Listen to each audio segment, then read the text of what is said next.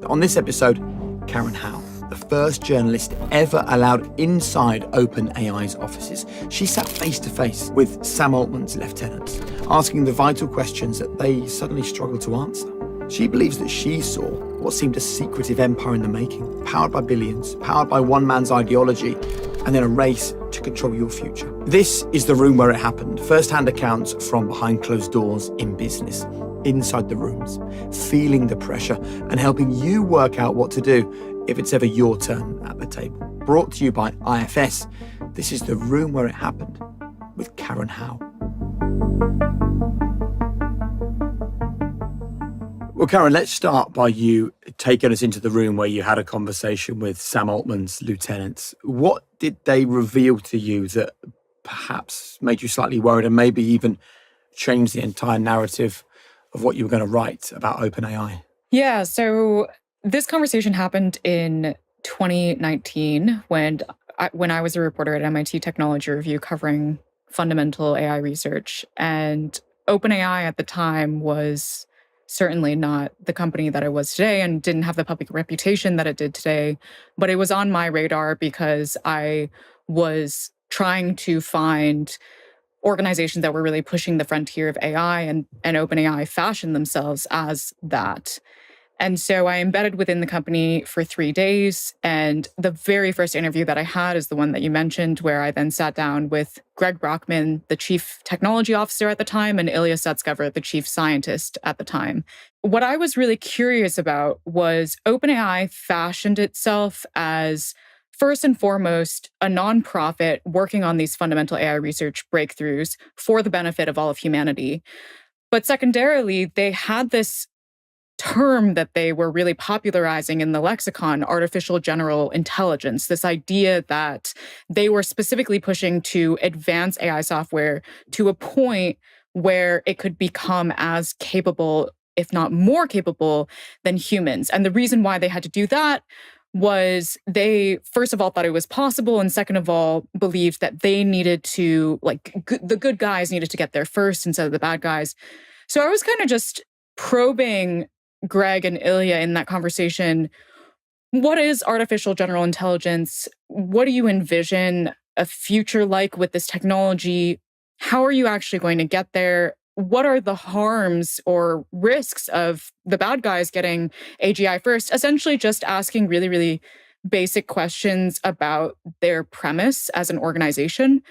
They were already a little over 3 years into developing OpenAI as it was. So I thought that they would have relatively straightforward answers. And it turns out that they really struggled to answer even those basic questions. And that's when I started becoming a lot more skeptical about whether or not what OpenAI said it was really what was happening beneath the surface. What was the thing that was said where you went, whoa, hold on, that's not what I thought you were doing here?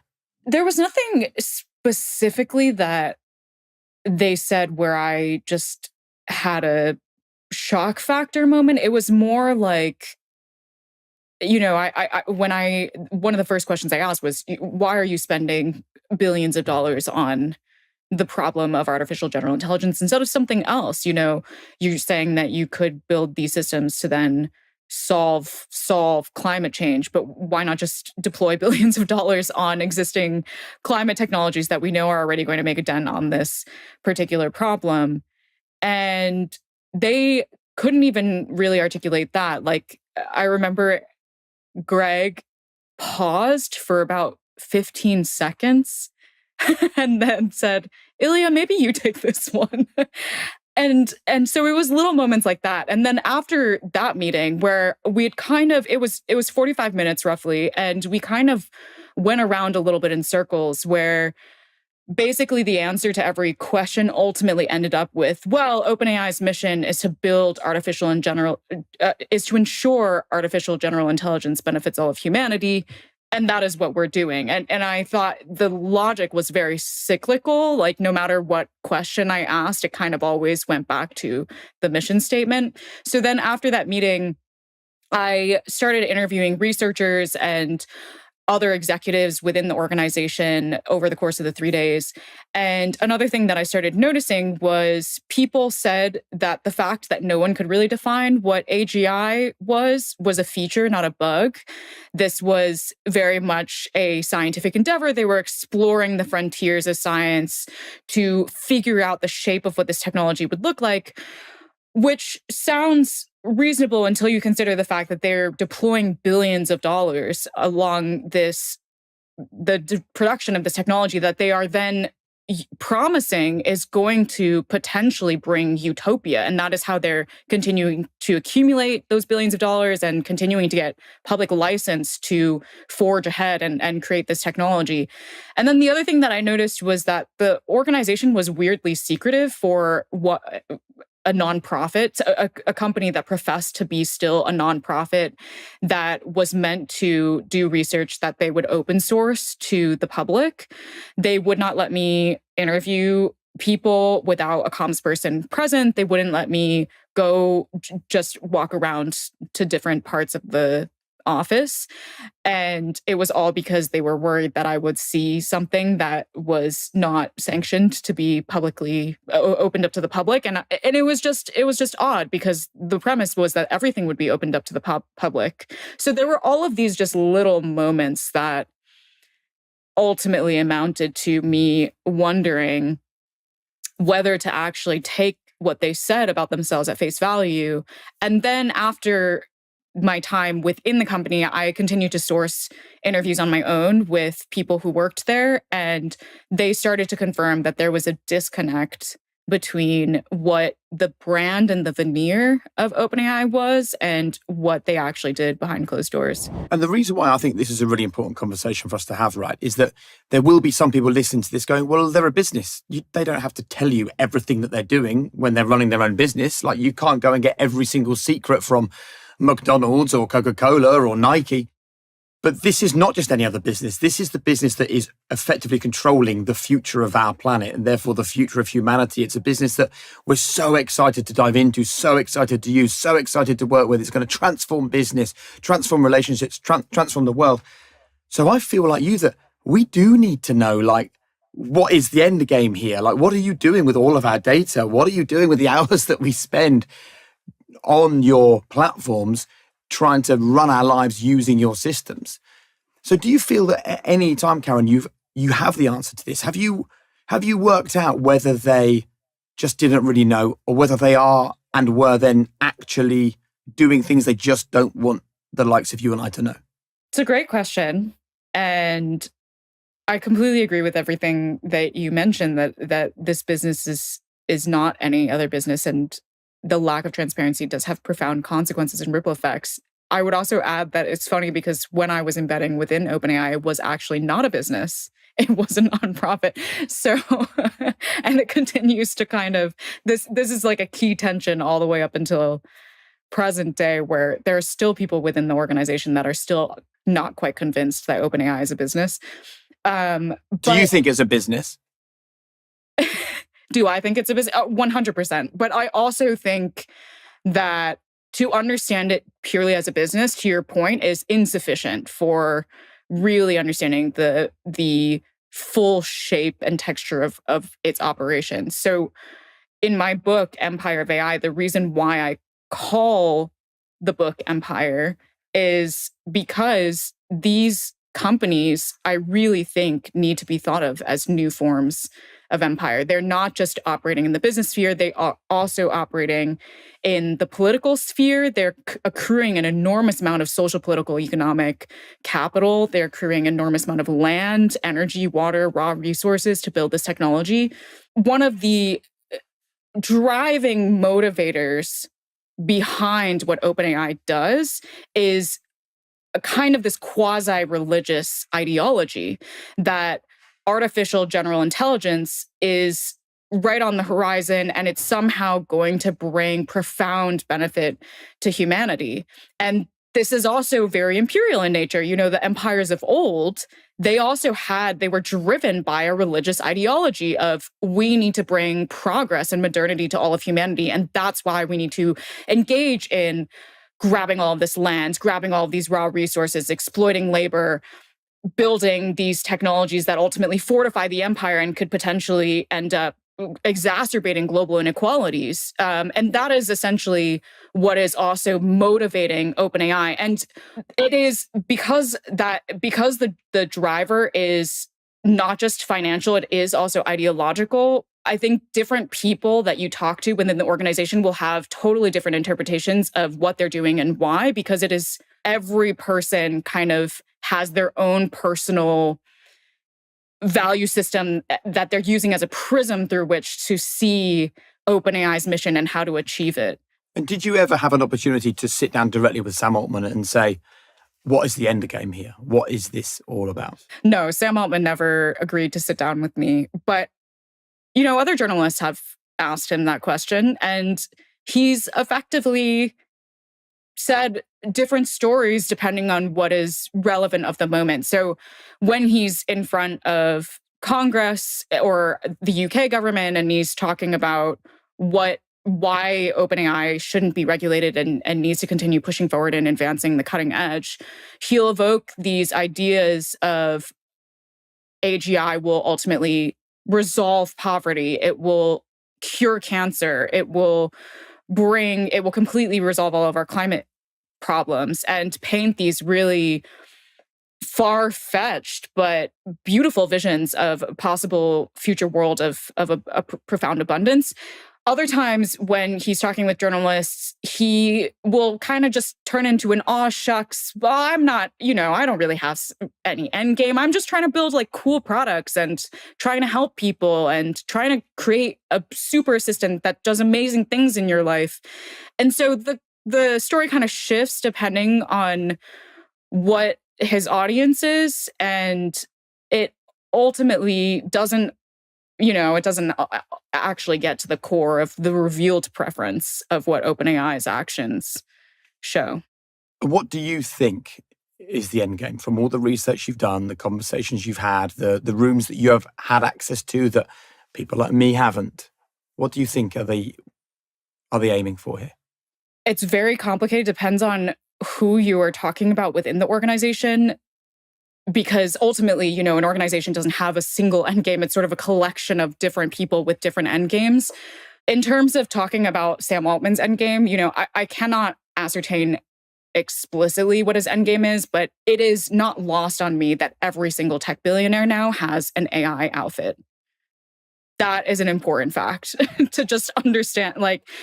And what I would gather from the fact that they all have an AI company and they all are trying to build a chatbot is that they see this technology as some kind of ultimate quest.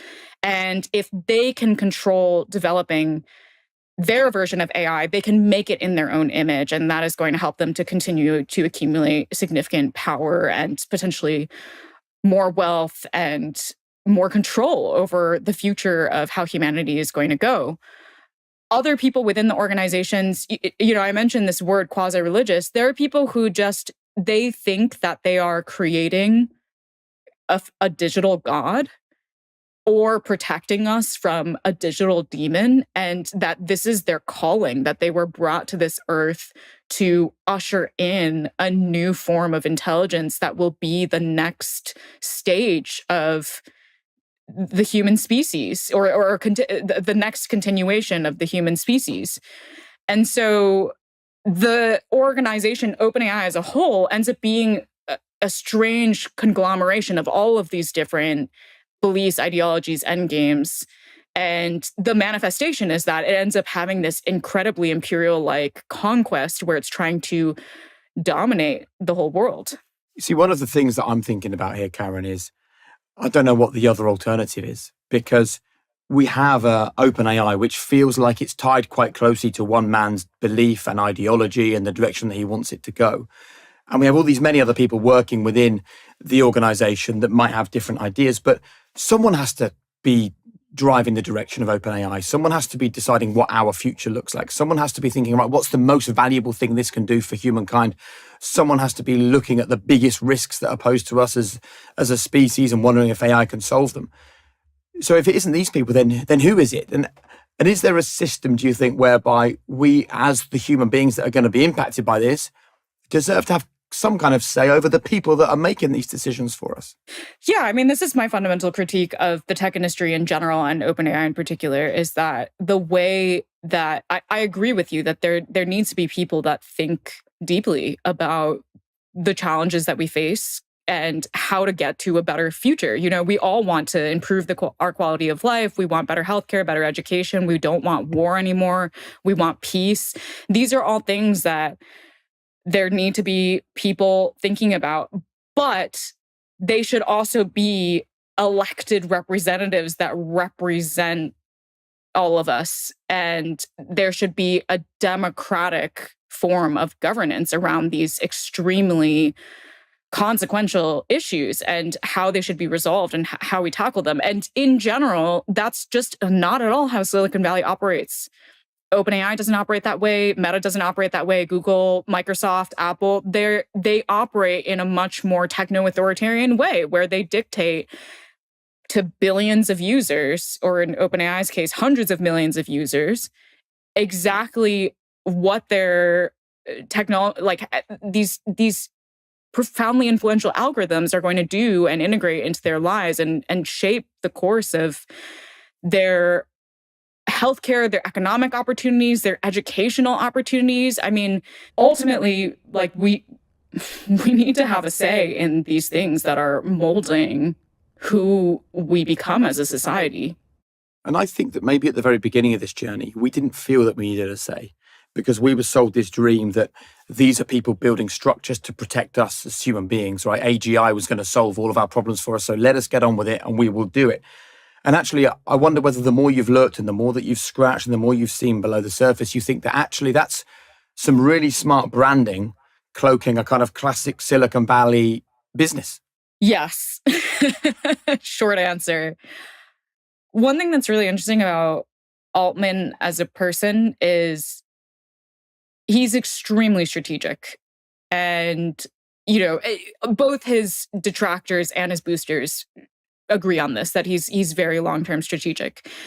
And I never got a smoking gun or found a document or whatever that said that his intention from the very beginning of co-founding OpenAI as a nonprofit was to just ultimately shed the nonprofit. But there is something to be said about how if you are an incredibly strategic person, how you would go about building an organization like OpenAI. So in the beginning, OpenAI was co-founded at the end of 2015. At that time, Google was the dominant AI player on the block. It already had a monopoly on some of the best AI researchers in the world. And so OpenAI, in order to catch up to Google, the main bottleneck was talent. They needed to figure out a way to appeal to some of these top AI researchers to leave Google, or new graduates that were coming out of PhD programs to not go to Google and go to OpenAI instead. And so from the early days in those first few years, OpenAI's main strategy, they couldn't compete on compensation, so they competed on a sense of mission. And the nonprofit was a really convenient signal of how committed OpenAI was to that mission. And Ilya Sutskever, the chief scientist, who was a very critical hire in the early days of OpenAI that legitimized the organization, he explicitly came to OpenAI because of that mission. He took a huge pay cut to come to OpenAI. And once OpenAI then had its team, the bottleneck shifted. Then the bottleneck became about capital, because now it had a core group of really smart people and it just needed to build. And they specifically chose to advance AI development in one of the fastest ways possible, which is to simply pour more data and use larger supercomputers to train a single AI model. And supercomputers are really expensive. So that's when they thought, nonprofit doesn't cut it anymore. We're going to put a for-profit arm within this nonprofit and use it as a vehicle to raise billions of dollars. And if you look at that, you're like, well, that kind of seems like it was the strategy all along. You know, like you first design the organization to tackle one bottleneck, and then once you've solved that bottleneck, you morph it to tackle the next bottleneck. And it's really convenient that this original nonprofit mission-driven ethos continues to ensconce your organization in kind of warm, fuzzy feelings so that when you make mistakes or whatever, you can play or appeal to those original roots and massage the bad PR and turn it into good PR. And another layer to this, of course, is the relationship between OpenAI and Microsoft. And I wonder what you think about this, that they are so closely aligned. To what extent do you think that reliance on Microsoft, the funding, the infrastructure, the political leverage, is an issue? So interestingly, Microsoft and OpenAI are very not aligned now, as much as Altman pretends otherwise. But certainly when they were in the beginning, they were extremely aligned as organizations because OpenAI could not build its own supercomputers. It needed someone to build them. And Microsoft had been struggling at that point to catch up to Google in the AI race. And so it was looking to supercharge its capabilities. And after debating whether or not to try and just supercharge it by strengthening its own internal AI research efforts, it decided that it was just easier to essentially, quote unquote, acquire another lab and get that helping hand externally. And that was absolutely a very powerful alliance in that you have an organization that is an extremely successful, highly profitable tech giant backing another organization that has this quasi-religious mission and fervor for pursuing advanced AI. Now we're seeing the relationship really fracture because ultimately these are two very different organizations. Microsoft is at its core a business. And OpenAI, as I mentioned, it doesn't really fully operate as a business. It also operates as a very ideologically driven actor. And so as the business case for AI has started to weaken and evidence has started to chip away at the original highfalutin claims that AI was suddenly going to grow the economy by 10%, solve all these problems, and so forth, Microsoft has begun to pull back while OpenAI has continued to lean forward. And so now there's this friction where they still are contractually, legally linked to one another, but there's been a ton of really great reporting that has shown that OpenAI is really desperately trying to extricate itself from this relationship because now it feels like it's beholden to Microsoft's slower pace. So interesting, Karen. I mean, you have dedicated your life, I imagine, right, for the last few months and years on this. I started covering AI 7 years ago, and yeah, it's become an obsession.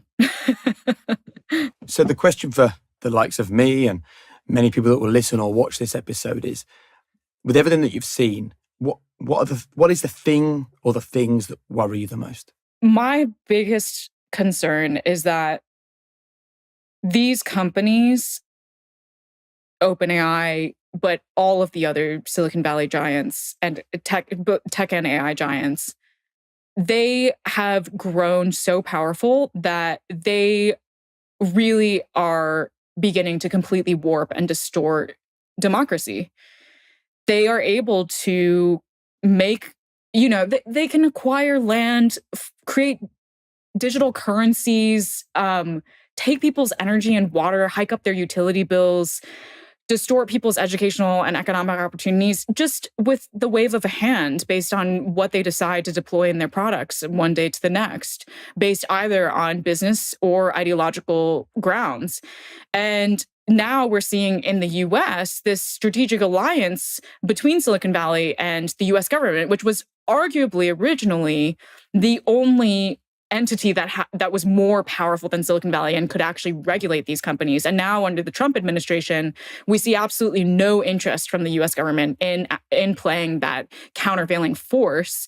And so what I see as the historical parallel is really the British East India Company and the British Crown, where you had a corporate empire and a nation state empire that were strategically aligned and benefiting from one another in a way that really ultimately led to a lot of exploitation and harm around the world.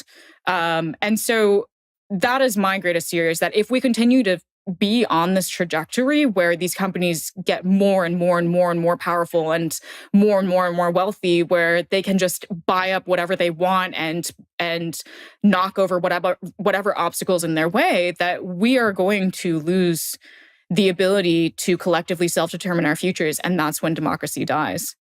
And why do you think the US government or other governments maybe are not willing to play the counterbalance with these organizations? I think the US government very likely sees these companies the same way that the British Crown saw the British East India Company, as a empire building asset to their own imperial ambitions. The US government has made under the Trump administration very clear that they want to rebuild the American empire and expand and strengthen it.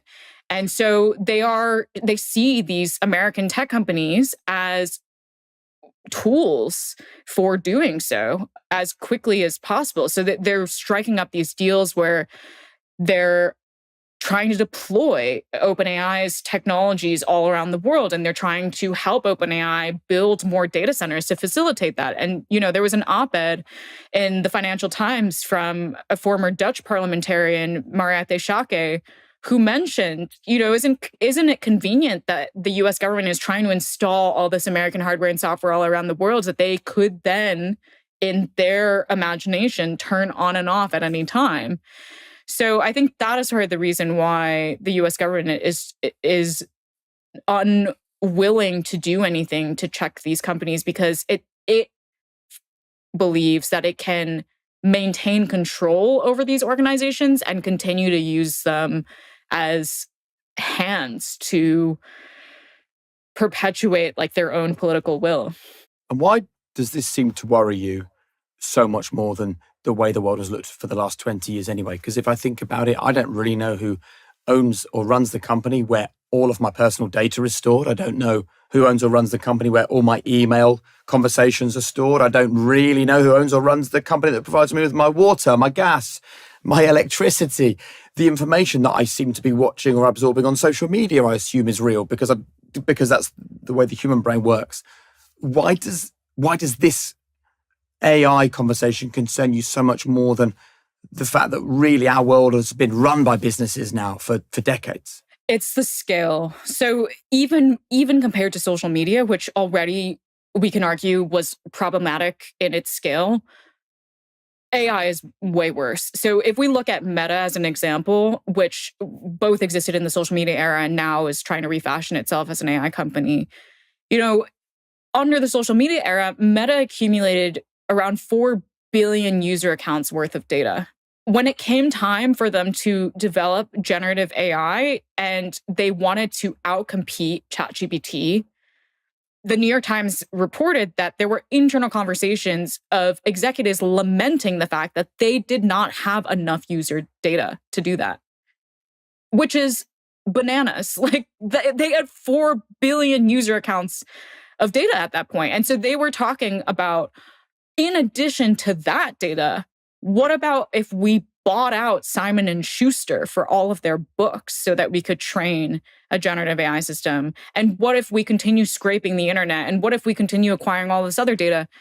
And in the end, they didn't buy Simon and Schuster. They just torrented all the books from the dark web and used it to train their AI models instead. So that is just one example through the lens of data for understanding how the scale has really shifted here. But then the other thing is Meta is also, they used to build data centers as a social media company, and now they also build data centers as an AI company. Mark Zuckerberg has been boasting the fact that their AI supercomputers will be roughly the size of Manhattan. One of their supercomputers will be roughly the size of Manhattan, and they will use the energy draw of Manhattan. And that is something that is unprecedented. And that is single-handedly currently reversing an extraordinary amount of climate progress that we made in the last decade, because the amount of energy that we now need to add to the global grid is equivalent to adding half to 1.2 times the amount of energy used in the UK annually onto the global grid in the next 5 years. That's how much we would have to add to continue to support this current pace of growth. And most of that will come from fossil fuels, from coal plants that were meant to be retired, from gas plants that were meant to be retired. So the scale has just completely exploded to an unfathomable degree. And sometimes I feel like the size and scale and numbers that these tech CEOs throw out at people is purposely so large and extraordinary that the average person in the world has never encountered something of that magnitude, and therefore it just becomes incomprehensible. And that's part of the strategy of how they can slip all of this under the radar. Like, what does it even mean to have a supercomputer the size of Manhattan? I mean, that's just like, you can't even begin to really think about that. It's so interesting and good to think about it, because all I see at the moment is people getting excited that they can bring pictures of their loved ones back to life. They don't actually think, well, what's the other side of the coin for these kind of strange little games that we're playing? What's the real game that's actually being played under the surface? And when you were embedded with OpenAI and you had the chance to ask them about the environmental impact, they say that AGI is going to save the world. Well, a supercomputer the size of Manhattan is the kind of thing that ends up killing the world, right? So what was their answer to those questions from you?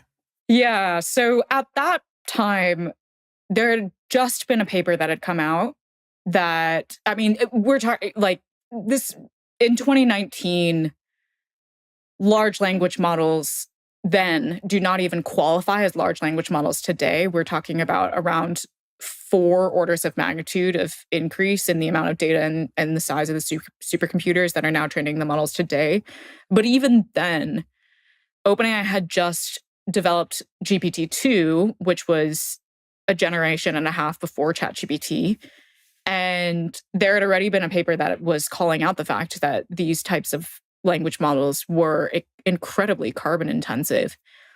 And so I asked, you're saying that you could potentially get to an AGI that solves climate change, but also along the way, there are not potential environmental consequences. There are documented real environmental consequences. And so you're saying that you'll be able to get to AGI, this theoretical possibility, before the real consequences of the process of getting there just completely take over everything.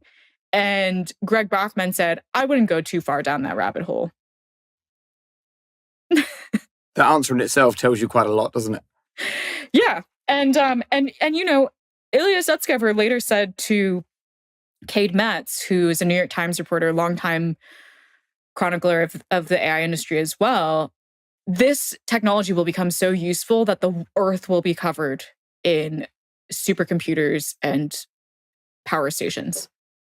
And he considered that to be like a good future, that we'll just be surrounded by data centers and power stations no matter where we go. And in many ways, Karen, the more you look, the more you find. So we can talk about the carbon that's created. We can talk about the amount of water that needs to be drawn to keep these supercomputers cool. We could talk about supercharging mines and e-waste, which is the byproduct of what you've just mentioned. We can talk about AI-enabled weapons, and suddenly we could live in a world where AI is making decisions that at the moment human beings are making around warfare and other things. And we can, of course, talk about, as you have, concentrating AI power among a very, very small group of individuals and organizations. But if I'm listening to this, I'm thinking, well, hold on, what about all the great stuff? What about the advances in treatments for awful diseases, or trying to create food in countries where people are starving to death, or all of these issues that have plagued humankind for hundreds of years? Is there not a part of you that looks at it and goes, well, you know what, there's going to be a cost to AI, but maybe it's a cost that we should bear for the good that comes? There are many different types of AI. And I often use the analogy that AI is like the word transportation, where you can have a car, a bicycle, a rocket, all different forms of transportation, but they have very different cost-benefit trade-offs. And what these companies are trying to do is build the rocket version of AI, which arguably we do need some rockets for some things, but we don't need everyone to have a rocket. If you were commuting from Dublin to London by rocket, like people would be like, what are you doing? This is completely disproportional to the task. And there are all of these other types of AI technologies that are more like the bicycle version of transportation, where it's much more efficient, it's much more task specific. It does one thing really well, like the advancing medical and drug discovery. So DeepMind, before it got onto the AGI train, they were working on task-specific models, such as one called AlphaFold, where AlphaFold is just a system that does one thing well. It predicts the protein folding structure from a sequence of amino acids. It's not trained on the internet. It's not trained on everyone's chat interactions. It's just trained on amino acid sequences and protein folding. Because of that, it's able to do this task with very, very high precision. And that is an important task for ultimately drug discovery, for understanding disease, for improving healthcare. And it ultimately won the Nobel Prize for Chemistry last year. And so when people say, well, isn't AI going to bring us potentially all these benefits so the costs are worth it? It's actually a false trade-off, because we're talking about totally different AI systems here. There's plenty of AI systems that already have demonstrated benefit in things like healthcare, education, climate, sustainability, so on and so forth, that actually have extremely small costs in terms of their development, both in terms of data and the environmental impact. They do not need to be trained on supercomputers the size of Manhattan. They can be trained on powerful laptops in some cases. Whereas the ChatGPTs of the world, which we're being told is going to bring us all these benefits, have really not demonstrated much in results in those areas, but they certainly have already created an extraordinary, amount of consumption, resource consumption, energy consumption, water consumption in their creation process.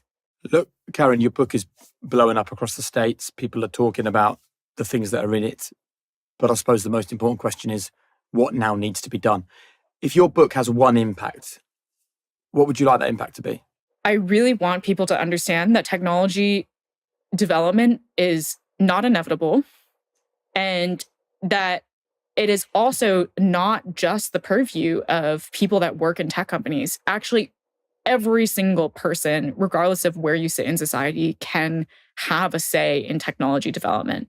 Because when you think about how these companies develop these AI models, they actually need, because it's so resource intensive, they need access to a whole host of different ingredients that are collectively owned by different groups in society. The data that they train on, that's the data of artists and writers and people posting on social media, people posting their kids' photos on platforms like Flickr. And now we're seeing significant pushback from some of those groups saying, no, we're going to sue you because we can't accept that you're just going to take our IP, that we have copyright protections on this work. And that is them reclaiming ownership over a key ingredient that this company needs access to. We're seeing hundreds of protests breaking out around the world with people pushing back against data center development because they're saying, we don't want to host a data center in our community. It's hiking up our utility bills. It's creating all these other environmental impacts. It's reducing our air quality. And it's successfully stalling some of these projects, or at the very least, forcing companies to sit face to face with these communities, because usually they don't. They just strike these deals behind closed doors, plop that massive data center into their environment, and then the community has no say about it. We're also seeing students and teachers have huge discussions about whether or not we actually want AI in education, whether AI is actually enabling better education or it's just degrading people's critical thinking skills, and what are better ways of integrating AI into the school environment. To give OpenAI a little bit of credit, they have been responding to that criticism that ChatGPT might be eroding students' critical thinking by adding a study mode to their chatbot. That was in direct response to the huge amount of criticism and blowback and discussion that people started having around this particular issue. So all of these, I often look at like AI development, there's a supply chain just like any other product. It's a digital technology, so people don't really think of it as having a physical supply chain. But just like the fashion industry, there is actually a physical supply chain there. There are all of these different ingredients. There are all of these different places where AI is either used or people decide to not use it. And if we consider these as different sites of democratic contestation, then we have different movements, different groups that are pushing to actually assert what they want out of the technology, how they want the technology developed, all in concert with one another. Companies have to respond. And I hope that that is the one thing that people take away from my book, is that they have an active role to play in shaping our future. And if we believe that it's the role of government to step in and solve these problems for us, do you believe that will happen? I don't think people should wait for government. The beautiful thing about democracy is that even when there is an absence of leadership at the top, there's leadership from the bottom. And I think with all these things, as we wrap up, I think there were people listening to this going, well, I'm not too concerned because I'm not sure it really affects me. And look, this is a business show, right? So let's say someone in the UK is starting a business. It might not even be in a tech business. How quickly could that person find themselves and their new business in competition with, or even facing challenges from those big AI firms? It's a great question. It depends on the industry that they're in. And it also depends on the structure of their business, whether they're going for quality or quantity. You know, one of the things that is kind of an interrelated question that is on many people's minds is, how quickly am I going to lose my job to AI? And it's not AI suddenly replacing your job. It's not AI suddenly replacing your business. It's executives that decide to fire, lay off workers. And ultimately, if you are an executive of a business, like, it is your decision to decide like how you are going to compete. You know, I've found that people have, now that they've gotten really, really tired of AI slop and poor quality services that are being AI run, that they're gravitating towards higher quality services. So orient your business towards the things that AI can't do and beat out the competition in that way. But I do think that even as certainly AI is going to throw a lot of interesting challenges at you and create a lot more pressure in the business environment for you to succeed, that there's still quite a lot of maneuvering that you can do to outperform. And to finish with a question about Sam Altman. I mean, they're very good at talking about things that I think will excite people. I saw a headline saying artificial intelligence will generate enough wealth to pay each adult $13,500 a year. And I can imagine a lot of people suddenly thinking, hold on, that's amazing, I'm going to get rich. But here's a quote from Sam Altman that I'll finish with, and I'd love your reaction to this. He says, productivity gains from AI could make the society of the future much less divisive and enable everyone to participate in its gains. Do you think that's what we'll see?